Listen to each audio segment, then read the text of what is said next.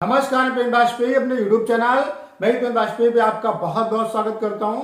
Thumbnail से देख के आपको पता चल गया होगा कि आज की इस वीडियो में हम लोग किस टॉपिक पे बात करने वाले हैं। जी हां, आज हम बात करेंगे एसएससी एमटीएस 2021 एग्जाम के बारे में कि अगर आपका एसएससी एमटीएस 2021 में सिलेक्शन हो जाता है तो आपको इन हैंड सैलरी कितनी मिलेगी, प्रमोशंस आपका कितने टाइम के बाद होगा, उसके अलावा डिपार्टमेंट क्या आप अपने पास से सेलेक्ट कर सकते हो, आपको क्या चॉइस मिलती है डिपार्टमेंट को सेलेक्ट करने की, उसके अलावा आपको क्या काम करना पड़ेगा, और सबसे इंपॉर्टेंट और सबसे इंटरेस्टिंग बात, क्या आपको यहाँ पे झाड़ू लगानी पड़ती है, क्या आपको चाय पिलानी पड़ती है। तो कंप्लीट यहाँ पे एनालिसिस करने वाले हैं एमटीएस जॉब के बारे में। तो ये वीडियो आपके लिए बहुत ही ज्यादा हेल्पफुल और इंपॉर्टेंट प्लस नॉलेजेबल होने वाला है। तो आप सभी से रिक्वेस्ट है कि इस वीडियो को पूरा अंत तक देखिए। तो चलिए स्टार्ट करते हैं। तो अगर हम बात करें एमटीएस की, तो नाम से ही आपको समझ में आ रहा होगा, एमटीएस का मतलब होता है मल्टीटास्किंग स्टाफ, यानी कि जो भी सेंट्रल गवर्नमेंट की जितनी भी मिनिस्ट्री हैं और जो डिपार्टमेंट है उनमें मल्टीटास्किंग स्टाफ की रिक्रूट की जाती है। मल्टीटास्किंग का मतलब है कि आपसे कोई भी वर्क जो है वो कराया जा सकता है। जैसे क्या क्या वर्क करने पड़ते हैं यहाँ पे आपको, यहाँ पे क्या होता है कि आपकी जो पोस्टिंग होती है वो डिफरेंट डिपार्टमेंट्स में होती है। सबसे जो अहम बात यह है कि यहाँ पे आपको जो डिपार्टमेंट है वो चुनने की आजादी नहीं मिलती है। जैसे कि मान लेते हैं आप सीएचएसएल का एग्जाम देते हैं तो वहां पे आपको पोस्ट प्रेफरेंस जो है वो भरने की अपॉर्चुनिटी दी जाती है। सीजीएल का आप एग्जाम देते हैं वहां पे भी आप पोस्ट प्रेफरेंस अपना दे सकते हैं। लेकिन यहाँ पे जो आपको डिपार्टमेंट्स मिलते हैं वो आपके मार्क्स के बेसिस पे मिलते हैं। जिस तरीके के आपके मार्क्स होंगे डिपार्टमेंट आपको उसी बेसिस पे मिलेगा। अब यहाँ पे अगर मार्क्स आपके अच्छे हैं तो आपको अच्छा डिपार्टमेंट मिलेगा, जैसे कस्टम हो गया, होम मिनिस्ट्री हो गया। अगर आपके मार्क्स अच्छे नहीं है तो फिर उसके बेसिस पे आपको डिपार्टमेंट मिलेगा। यहाँ पे डिपार्टमेंट को आप अपने तरफ से सेलेक्ट नहीं कर सकते हैं। तो ये तो आपको डाउट क्लियर हो गया होगा कि डिपार्टमेंट आप अपने तरफ से चॉइस आपको मिलती है नहीं मिलती है। तो यहाँ पे बेसिकली क्या होता है कि ग्रुप सी और ग्रुप डी ये वैकेंसी है। अब वो डिपेंड करता है आपके मार्क्स पे कि आपको अच्छा डिपार्टमेंट मिलेगा या बेकार डिपार्टमेंट मिलेगा, वो आपके मार्क्स पे डिपेंड करता है। तो ये बात तो समझ में आ गई। फिर अगर हम बात करें मल्टीटास्किंग में आपको काम क्या करना पड़ता है, जैसे कुछ बच्चों को ये डाउट होता है कि यहाँ पे झाड़ू लगानी पड़ती है, पोछा लगाना पड़ता है, चाय पिलानी पड़ती है। तो ऐसा बिल्कुल भी नहीं है।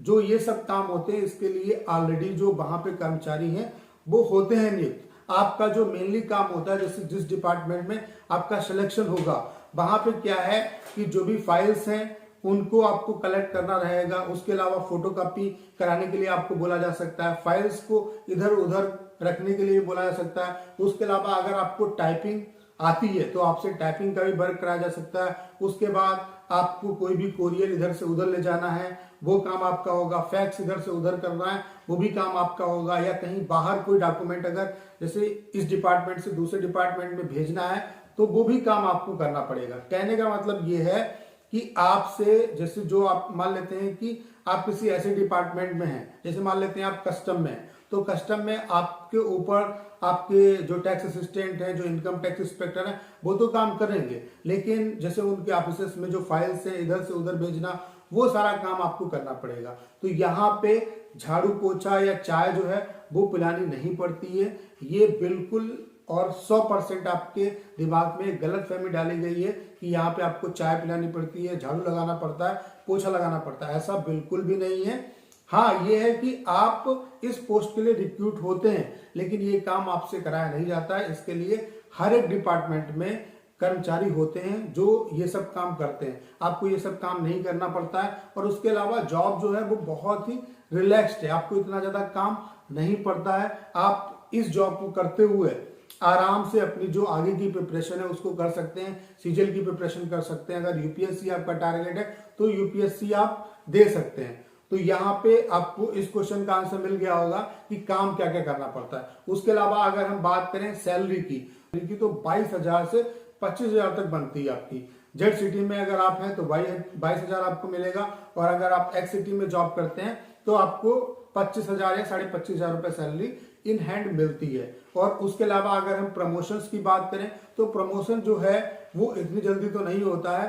5 से 7 साल का टाइम यहाँ पे लग जाता है आपको प्रमोशन होने में। आपके इंटरनल भी एग्जाम होते हैं। अगर आपका प्रमोशन होगा तो मान लेते हैं पहले आप जो है जैसे एमटीएस के थ्रू अगर आप सेलेक्ट होते हैं तो पहले आप एलडीसी बनेंगे, फिर उसके बाद यूडीसी बनेंगे, और उसके बाद जो अगला आपका प्रमोशन आएगा उसमें आप क्या है जो आप पोस्ट सीजीएल के थ्रू पाते हैं वो पोस्ट आपको मिल जाएगी। यानी कि आपका जो ग्रेड पे है वो बढ़ता जाएगा। जैसे 1800 से आप 1900 पे जाएंगे, 1900 के बाद फिर उससे ऊपर जाएंगे, इस तरीके से आपका जो ग्रेड पे है वो इंक्रीज होता जाएगा। तो काफी अच्छी जॉब है। अगर आपको ये जॉब इस टाइम पे मिल जाती है तो आपके लिए बहुत ही बेटर रहेगा। तो जो भी बच्चे एसएससी एमटीएस एग्जाम की प्रिपरेशन कर रहे हैं उनको मेरी ये सारी बातें समझ में आई होंगी। उसके अलावा इससे जो नेक्स्ट वीडियो है उसमें मैं आपको बताऊंगा कि यहाँ पे कौन कौन से डिपार्टमेंट्स हैं, मतलब कितने डिपार्टमेंट्स आपको यहाँ पे मिल सकते हैं, कितने डिपार्टमेंट्स होते हैं एसएससी एमटीएस में।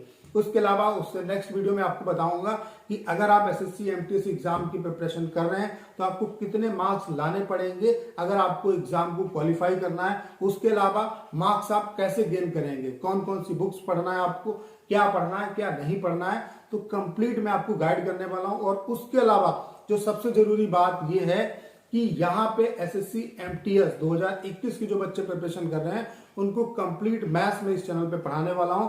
तो मैथ्स की पूरी गारंटी मेरी है, 25 आउट ऑफ 25 स्कोर आएगा। इसके अलावा एमटीएस 2019 की जितनी भी शिफ्ट हुई है उनमें जो भी मैथ्स के क्वेश्चन पूछे गए हैं डेली मैं एक शिफ्ट का सोल्यूशन कराता हूं। तो अगर आप एसएससी एमटीएस एग्जाम की प्रिपरेशन कर रहे हैं तो उन वीडियोस को देखना मत भूलिए, इनसे आपको बहुत ही ज्यादा हेल्प मिलेगी। ऐसे ही क्वेश्चन आपको 2021 में देखने को मिलेंगे। तो पूरी मैथ्स की जिम्मेदारी मेरी है। उम्मीद है कि आज का वीडियो अगर आपने यहां तक देखा होगा तो आपको सारी बातें बेहतर तरीके से समझ में आई होंगी। अगर आपको वीडियो अच्छा लगा हो और आपको मेरे द्वारा दी गई इन्फॉर्मेशन बेहतर तरीके से समझ में आई हो, और अगर आप चैनल पर नए हैं और आपने अभी तक इसे सब्सक्राइब नहीं किया है तो प्लीज चैनल को सब्सक्राइब करना ना भूलें।